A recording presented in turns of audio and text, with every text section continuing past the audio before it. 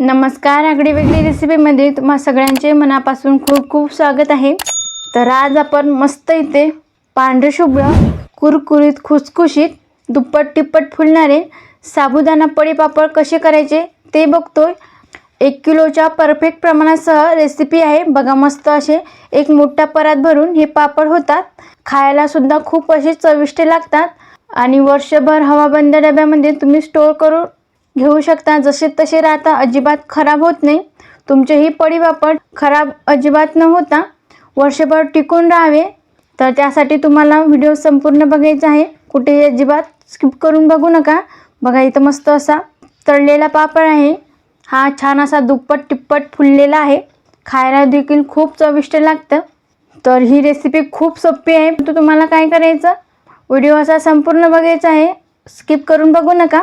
व्हिडिओमध्ये भरपूर साऱ्या टिप्स आहे, त्या तुम्ही फॉलो करा म्हणजे तुमचे हे साबुदाण्याचे पापड छान या प्रकारे खुसखुशीत कुरकुरीत होतील आणि जसे तसे वर्षभर तुम्ही साठवून ठेवू शकता। चला मस्त आपण पापड बनवायला सुरुवात करूया। बघा इथे मी साबुदाणा 3 वेळा मस्त पाण्याने धुवून घेतला आहे। आता यामध्ये आपल्याला भरपूर सारं असं पाणी घालायचं आहे। किती घालायचं आहे मी सांगते तुम्हाला। तर आपल्याला साबुदाणा बुडेल अर्धा इंच इतकं पाणी वर आलं पाहिजे एवढंच पाणी घालायचं आहे। तुम्ही बघू शकता, जास्तीचं पाणी घालायचं नाही, जेणेकरून साबुदाणा असा परफेक्ट प्रमाणात मस्त असा भिजला पाहिजे। अर्धा इंच इतकं पाणी वर ठेवायचं। तर इथं बघा साबुदाणा पाण्यामध्ये भिजत घातला। आता यावर आपल्याला झाकण ठेवायचं आणि रात्रभर साबुदाणा मस्त असा भिजवून घ्यायचा आहे। आता इथे मी रात्रभर साबुदाणा भिजवून घेतला आहे। झाकण उघडून बघूया आणि तुम्ही बघू शकता मस्त आपला साबुदाणा टपोरा फुलला आहे। बघा मस्त असा भिजला गेला हा साबुदाणा, फुलून असा छानपैकी वरती आला आहे। तर इथं माझ्याकडे 1 ग्लास आहे, या ग्लासाने मोजून हा साबुदाणा मी घेणार आहे। बघा असा मोजून एका मोठ्या परातमध्ये आपल्याला हा साबुदाणा काढायचा आहे। तर याचप्रमाणे सगळा साबुदाणा मी मोजून घेते। तर बघा साबुदाणा एक मोठा परात भरून झाला आहे। मस्त असा टपोरा सुद्धा फुलला, पांढरा शुभ्र देखील झाला आहे। या ग्लासाने मोजून 12 ग्लास साबुदाणा भरला आहे।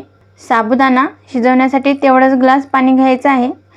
तर बघा इथं मी 12 ग्लास पाणी घालून घेतलं आहे। तर मस्त असा जाडजूड बुडाचं पसरत भांडं घ्यायचं, ज्यामध्ये साबुदाणा व्यवस्थित असा फिरवला जाईल। तर बघा इथं जाड बुडाचं पातेलं आहे आणि मोठं आहे, एकदम असं पसरट आहे। यामध्ये व्यवस्थित असा हा फिरवला जाईल साबुदाणा। तर यामध्ये आपल्याला 2 ते 3 चमचे तेल घालून घ्यायचं। बघा इथे 2 ते 3 चमचे तेल मी घालून घेतलं। आता त्याचसोबत आपल्याला 3 ते 4 चमचे मीठ सुद्धा घालून घ्यायचं आहे।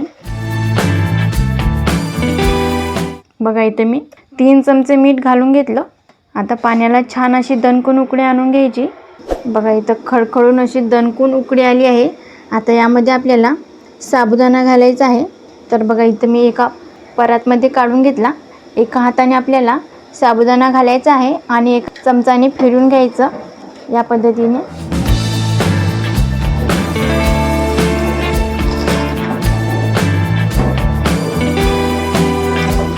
हे बघा थोडं थोडं साबुदाणा घेऊन व्यवस्थित असा पाण्यामध्ये घालून घ्यायचा। एका हाताने सतत असं हलवत राहायचं। साबुदाणा या पाण्यामध्ये ट्रान्सफर झाला पाहिजे। याचप्रमाणे सगळा साबुदाणा मी पाण्यामध्ये घालून घेते आणि एका हाताने सतत फिरवून घेते। इथे मी सगळा साबुदाणा या पाण्यामध्ये घालून घेतला आहे आणि याला सतत ढवळत राहिली आहे। आता आपल्याला हा साबुदाणा व्यवस्थित असा मेल्ट होईपर्यंत शिजवून घ्यायचा आहे, जेणेकरून यामध्ये सगळा साबुदाणा असा विरघळला जाईल। मस्त याला असं वारंवार फिरवत राहायचं आहे, जेणेकरून हा बुडाशी लागणार नाही। तर इथं 10 ते 15 मिनटं व्यवस्थित हा साबुदाणा शिजवून घ्यायचा आहे।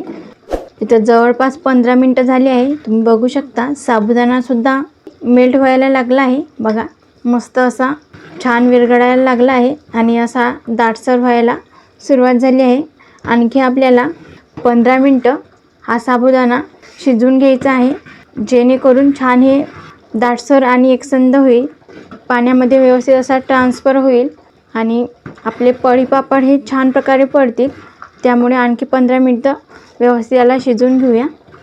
बघा इथं आणखी 15 मिनटं हा साबुदाणा व्यवस्थित मी शिजवून घेतला आहे आणि तुम्ही बघू शकता सगळा साबुदाणा यामध्ये व्यवस्थित असा मेल्ट झाला आहे. तुम्ही बघू शकता हे मिश्रणसुद्धा व्यवस्थित असं सेट झालं आहे. आता हे मिश्रण सेट झालं हे कसं ओळखायचं तर तुम्हाला ते सांगते मी. बघा इथं अशी एक प्लेट घ्यायची आणि हे मिश्रण घ्यायचं, यामध्ये हे असं सोडून बघायचं. पसरवायची अजिबात गरज नाही. बघा हे आपोआप पसरत आहे. जसा पाहिजे तसा आपल्याला पळीपापड तयार होतो. बघा मस्त असं चिकट झालं आहे. जास्तीचा जर पसरला प्लेट भरून तर ते मिश्रण सेट झालेले नाही आहे. तर बघा इथं हे मिश्रण व्यवस्थित सेट झालं आहे. आता आपल्याला गॅस बंद करायचा आणि हे मिश्रण हलकंसं कोमट करून घ्यायचं आहे. तर इथं 10 मिनटासाठी हे मिश्रण मी कोमट करून घेते आणि एका छोट्या पातेल्यामध्ये हे मिश्रण भरून पळीपापड करून घेत आहे.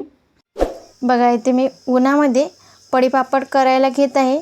इथं मी अशी एक पॉलिथिन आतरली आहे, याला तेल लावून घेतलं. आता हे साबुदाण्याचं मिश्रण घेऊन बघा असं टाकलं की लगेच पसरते, आपल्याला काहीच करायचं नाही. बघा असं मिश्रण थोडं थोडं टाकलं की आपोआप ते असं पसरते. तर याचप्रमाणे आपल्याला हे असे सगळे पळीपापड करून घ्यायचे आहे आणि उन्हामध्ये मी छान 2 ते 3 दिवस कडकडीत असे वाळवून घेणार आहे.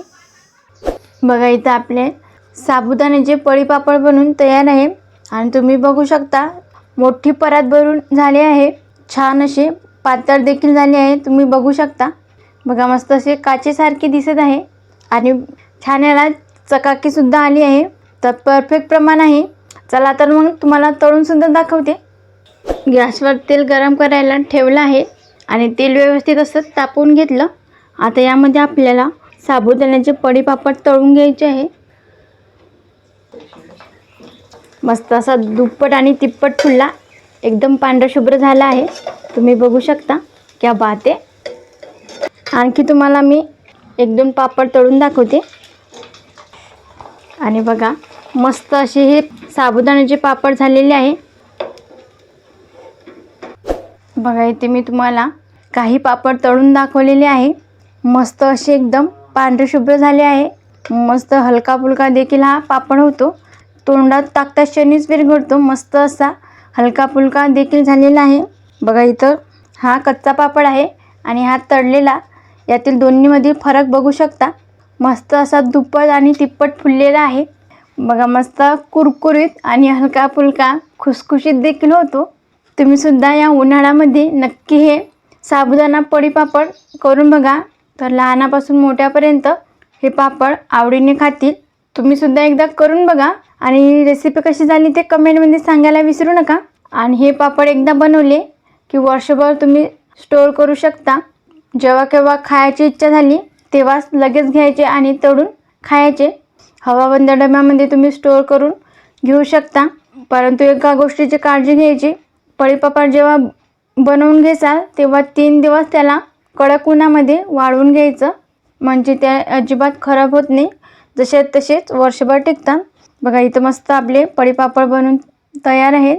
तुम्ही सुद्धा एकदा ही रेसिपी नक्की करून बघा, खूप सोपी आहे, तुम्हाला सहज जमतील. आणि कमेंटमध्ये सांगायला विसरू नका की रेसिपी कशी झाली ते. तुम्हाला जर आजचा व्हिडिओ आवडला असेल तर लाईक करा, जास्तीत जास्त तुमच्या फ्रेंड फॅमिलीसोबत शेअर करा. तसेच आगळी वेगळी रेसिपीला सबस्क्राईब करायला विसरू नका आणि त्याचबरोबर बेल आयकॉन हिट करून ऑल सिलेक्ट करा, जेणेकरून मी छान छान रेसिपी अपलोड करेल त्याची नोटिफिकेशन तुम्हाला येऊन जाईल. आज वेळात वेळ काढून तुम्ही ही संपूर्ण रेसिपी बघितल्याबद्दल तुम्हा सगळ्यांचे मनापासून खूप खूप धन्यवाद. अशी छान छान रेसिपी तुम्ही सुद्धा बनवून खात जा. भेटूया नेक्स्ट व्हिडिओमध्ये.